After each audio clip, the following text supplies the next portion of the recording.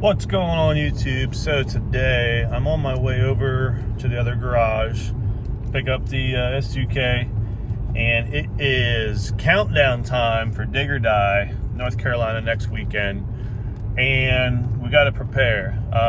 So I have an issue with the car. When we were doing the new exhaust bracket, one of my motor mount bolts, they're kind of prone to stripping out on the S2000 blocks. They're just fine thread aluminum that holds the four main bolts on to each motor mount. Well, the one that we were using to hold the bracket, I knew it was stripping, and I knew it was a matter of time before I was going to pull the threads out of it. So it finally pulled the threads out. So I went ahead and got some stainless steel inserts, and we're gonna have to do a drill and tap and put these inserts in. So today I'll teach you guys how to do the whole drill and tap deal with inserts, and hopefully it takes care of our issue and we can get our motor mount and exhaust bracket hooked back up and ready to go. So I'm gonna go grab the S2K now and get it back to the garage so we can start working on it. This is the kit we got, M10125, nice stainless steel inserts, everything you need to install it. So yeah, really happy about this. This was about $100 for this kit, and it will come in handy because I've had customer cars the same bolts strip out. So these are the bolts, and just a fine thread aluminum that these go into, and they just strip out. I don't know why, but this will be a very nice kit for future repairs. So we got to go ahead and get downpipe off, charge pipe off, so we can get down in there and get the car jacked up.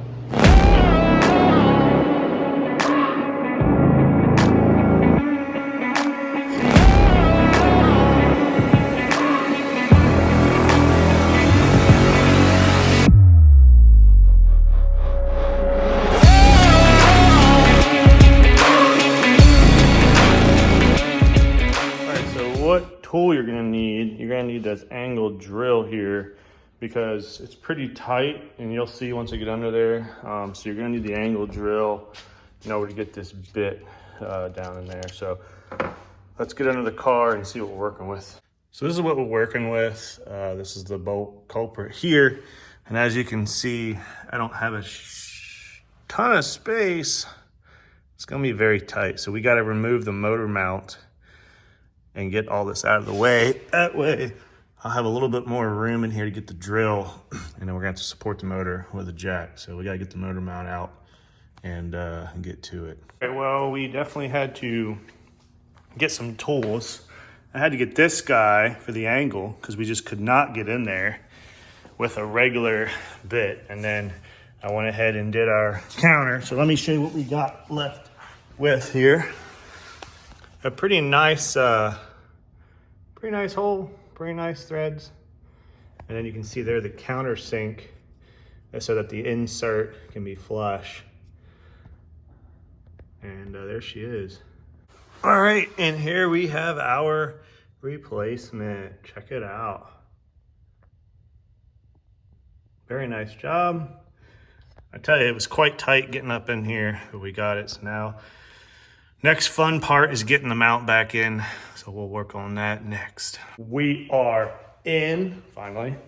That was a little rough, a little dirty, but we're in, and we're good to go. So, everything's buttoned back up. I gotta throw the downpipe back in, so it wasn't too bad. Honestly, the hardest part was just having enough room to get in there. I didn't have any room. Of course, if the motor was out, would have been an absolute breeze, you know, just drill with a standard drill. Tap it. I was able to get my tapper in there, so I was able to get this on the tap because the taps are not very long. So I was able to get in there with no problem. The biggest part obviously was just the drilling. So not too bad.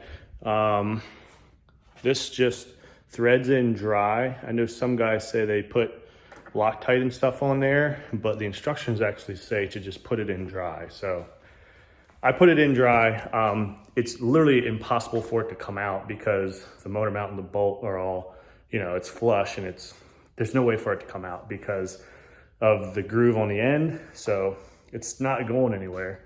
So hopefully everything stays nice and tight. I will definitely keep an eye and a lookout on those 4 bolts just to make sure nothing's rattling out. So gonna go ahead and put the downpipe on, start it up, see how she runs.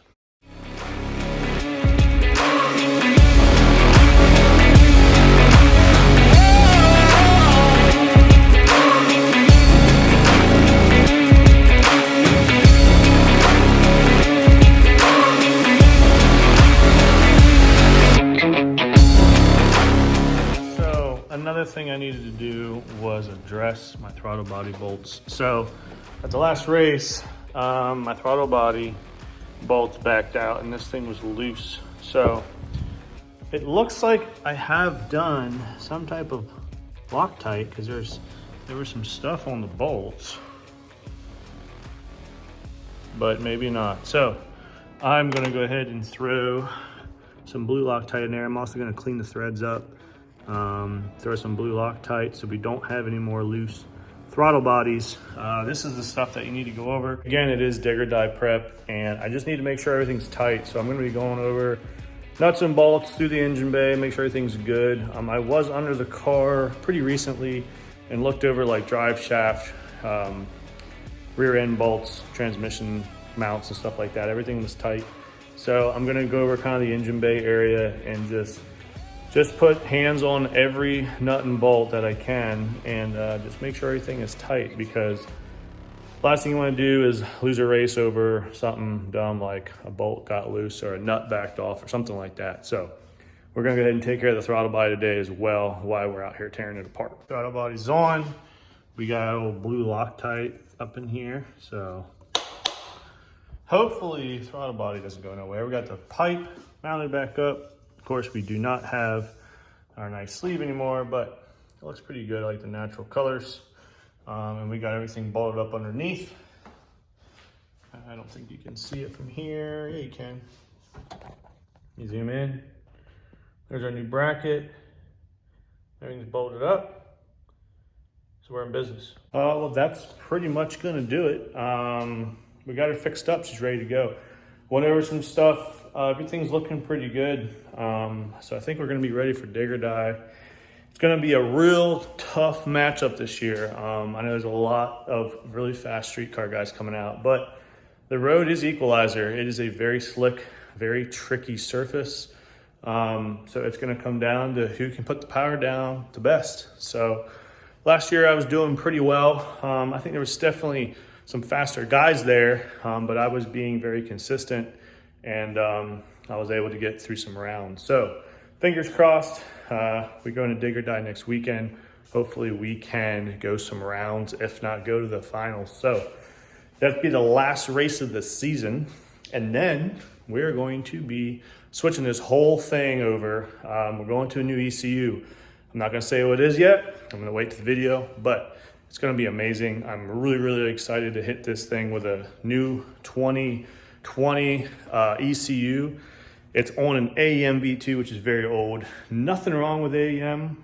I love AEM. I mean, I've had this car in V2 its whole life. It's done very well. I know the software very well. I tune a lot of cars on V2, and it works really well, but I am just outgrowing V2. I need more data, I need more sensors, I need more options. So the new ECU is definitely gonna give that to me. So I'm really excited for that. We're gonna go take the girl down the road, do a little cruise.